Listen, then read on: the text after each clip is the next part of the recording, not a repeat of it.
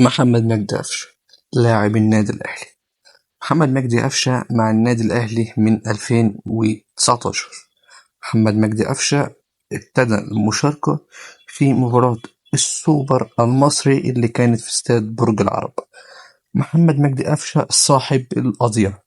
احذروا الكاو، احذروا الكاو، ترجع الكرة بالراس، القاضية ممكن شاط الكرة وجول اللي قضى على أحلام الزملكاوية من 2020 لحد وقتنا ده. محمد مجدي قفشة كان في لقاء صحفي امبارح مع إبراهيم فايق واتكلم بكل صراحة وعفوية عنه.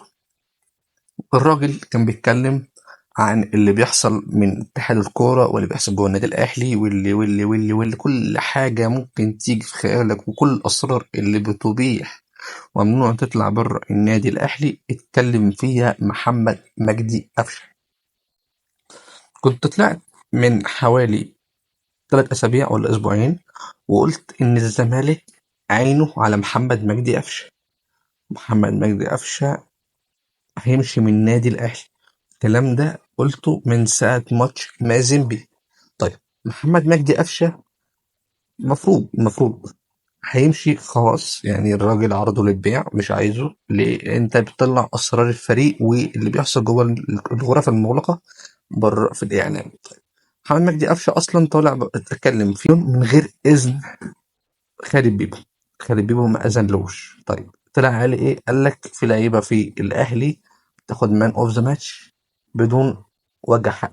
محمد مجدي قفشه في 2 لعيبه في الفرقه حاولت اخش بينهم لكن لقيت الامور مش لطيفه وانسحبت فورا. طبعا احنا اسفين الكلام ده على مين بس مش هنقول.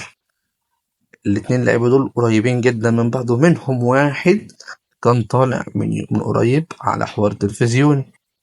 طيب أكيد كلكم عرفتوا مين اللي بتكلم عليه.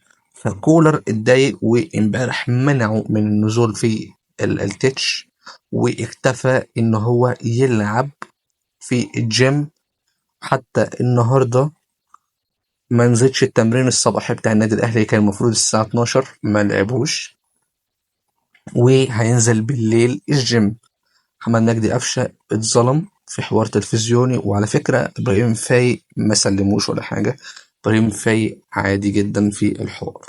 فنتمنى إدارة النادي الأهلي تعفو على محمد مجدي قفشة وعدم إن هما يعني يطلعوا عقوبات غليظة عليه، لأن الزمالك فعلا لو عرف إن الأهلي هيستغنى عنه فتلقائي هيعرض عليه وهيجيبوا الزمالك.